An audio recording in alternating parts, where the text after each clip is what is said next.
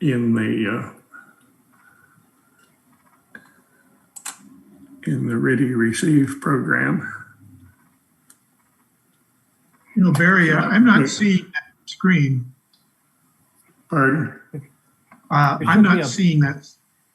This is on Barry's actual camera, on his participant camera. Yeah, you got to look at You my. can click to swap the camera onto the full screen and put the presentation in the small window, and then you can see it.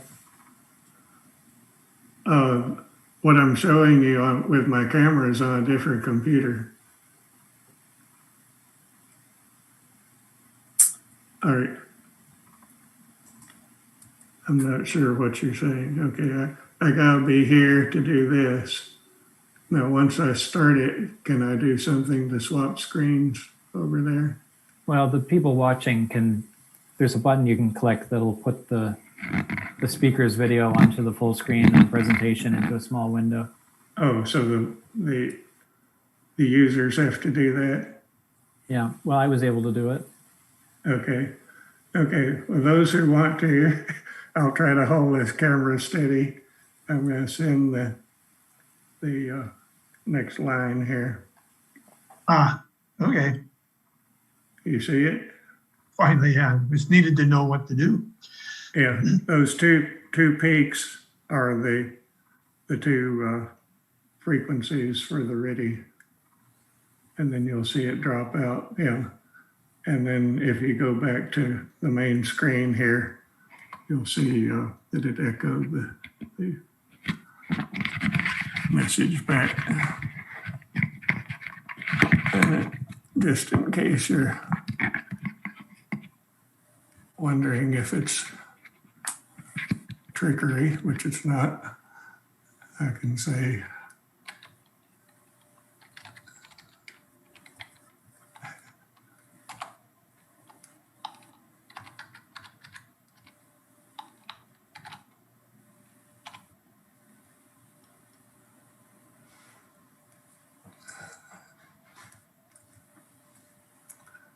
okay, we good there? Now, kind of lost on where to go here. Oh. Okay. I hope everyone saw the agenda that I posted, but this is it in case you didn't. So, are there any questions about the demo itself? Get some water. Yeah, I have a question. Go ahead. How do you deal with mistuning? So if your receiver is slightly off from your transmitter, because the blocks I've seen for PSK, they usually put a DC blocking capacitor. I don't know how the block is called. So you actually disable any offset that you might have if you are mistuned by frequency. Oh, you're talking about mistuning in the receiver? Yeah. Oh, well, the transmitter, whoever's transmitting chooses a frequency. But on the receive side, tuning is actually very difficult over the air. Obviously, when I did an audio patch, no problem. It was right on, right on frequency. But tuning on the air, I have had great difficulty actually zeroing in. One of the things sorry. Two things. I am a musical person and I can pretty much determine the pitches from listening, but also that waveform that I was showing you with the frequency plot, you just keep tuning till you get those two peaks centered in on 2210, and then you got the right thing. Well, there are two things, and some of the circuits, the flow graphs I've seen, they put a DC blocking capacitor. I don't know if the DC blocking block in there. And what it actually does, if you have your frequency is off, you have your frequency going up too much. There's a DC component that you can remove with the DC blocking thing. But I've been trying to find out how exactly you could have something that tunes by itself, where you have a circuit that can misalign or can correct any misalignments automatically. Yeah, I thought about that, but actually there's no carrier. And maybe you could get tracking to average over a long enough time to zero in on it, but not sure how well that would behave. I'd say let's leave that for an exercise for the students, as they say in the textbooks. Okay, two things then. I would like some discussion about how this meeting went, other than the technical headaches. And I don't know if we should do this through the chat, the ham radio chat or room or what. But just in case you don't know, here's the information on the server and the room for ham radio chat. Also, I set up where we can make notes about the meeting on Talk Ham Radio, which if you go to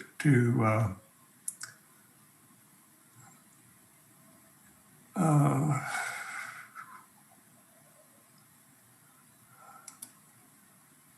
well, let me just go back to that is a link. I'll just open that in another tab here. Okay, that was a link. So this is the place to add notes. You can just go to edit and type in what you want below the line here. But let's keep that to more notes and observations rather than questions, because I think it'd be better to handle the questions in the chat room.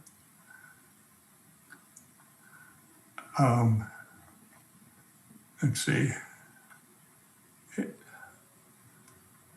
back to this. So the things that I would like to get answered, if we can, and I don't know if there's any sort of voting mechanism here, is should we continue? Is this a good format? How often should we meet? Should we skip the holidays? Those seem to be the most pressing issues. Derek, are you still there? Looks like you posted a picture instead of live. I'm here. Yep. Okay. Your smile doesn't change. Yeah, well, I can, where can I? You're not sharing your camera. There we go. Yeah. Okay. I was just looking for a poll. People can do thumbs up, thumbs down. I'm sure there is an option for polling, but not something I've used before. Okay. You want to get a quick thumbs up, thumbs down on continuing? And where can I see all this going on? In the chat, there's people answering, saying thanks, and they enjoyed and would do it again.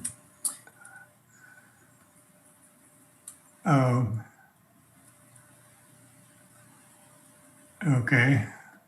We don't have to worry about overrunning an hour now, do we, since we're on this? Nope, we can go as long as we like. Okay. Derek, if you can point your camera down a little bit, it won't pick up that. Yeah. There we go. Okay. Is this a good format? I'm trying to find the right window where I can see the chat.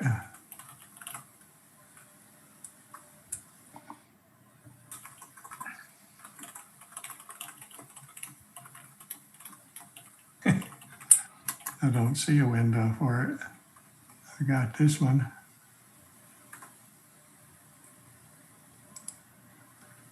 May I pose a question? May I ask a question? Yeah. Because I've done this kind of talk also for here in Belgium. Okay, I started an SDR group here in Belgium. The thing is, for this format, it usually depends on your audience. Do you have people who actually know what SDR is, or people who don't know? So perhaps it would be interesting to have an idea what actually is the audience of the people we have now. Do people now actually have experiences with SDR and GNU Radio, or are they just interested and they want to start out, or people who are experienced? That will probably depend on the format that you want to use for this. Right. Well, that was also a question to the audience, of course. So please, right. Right. Well, I wanted to point out that in GRCon, we had a breakout session on ham radio first time. And there was a lot of enthusiasm expressed to have a monthly meeting of those interested in new radio and presumably in ham radio, because that's what the breakout was for. So I'm assuming that people have at least an interest in ham radio, if not a license, and that they must have had a pretty good interest in new radio because of GRCon. So that's kind of my starting basis for the whole thing.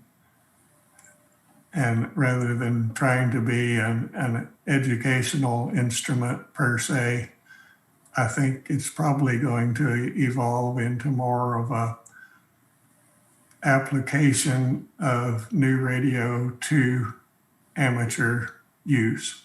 In fact, that's how I got started in it in the first place. Almost 2 years ago, I wanted to see how it could be used in amateur radio. And so here we are, and I'm able to transmit about a foot between my B200 and my Pluto, but actually I've transmitted all the way across the house with it because I have no amplifiers or anything. Barry, I'm going to risk responding to the comments from you and from what I've heard so far.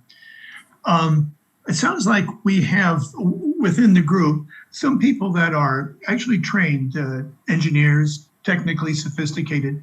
Then we have others, and I would include myself and the others, of self-taught and maybe don't have the in-depth background. So there's maybe a minimum of two subgroups. I'll tell you why I'm saying that.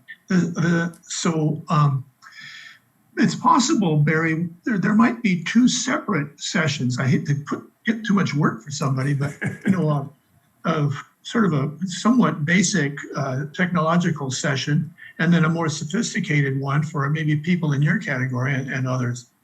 And the other comment, I'll give you some feedback, by the way, about today. I'm awed by what you've done, impressed.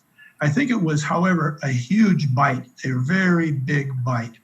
And I would say one of those flow graphs might be, and the fundamentals behind it, for instance, a discussion about that would be more than enough for a very fruitful, somewhat high level technical discussion. So the feedback, big bite, the suggestion that maybe two subgroups of beginners and people on training wheels and others that have already gone beyond training wheels and are riding their bikes all by themselves. I'm done. Right. Okay. Thank you for that. Well, I hope everyone knows that there are tutorials, and most of the beginner level tutorials I have either written or edited to bring them up to 3.8. And so this was the most basic of the actual simulations. And the prerequisites are understanding flow graphs and understanding sample rate. Also wrote that one. So if the student person works through this simulation, then hopefully they will get a fair understanding of what's going on with the FSK, and they should be able to produce this same flow graph themselves. But notice that I did not give you the flow graph, because that's part of the learning process, is to get the student to build this. They're going to learn a lot just picking up these blocks and putting them in place and getting the parameters right. And you learn a lot from that as well as the end result. Now, I did give you the flow graphs for the transmit and receive, because they're right here on my GitHub. And here it gives you how to set it up, how to run it, and then the flow graphs themselves are right here. There's the VCO and the receive. It's right here. And I'm going to add the transmit, by the way. I realized when I was preparing for all of this that you probably would like to have this one right here that shows actually tying it to a piece of hardware. So, yes, there are a variety of audiences, and I acknowledge Christoph's comments, and it can go in a number of directions. Let's see, where are we?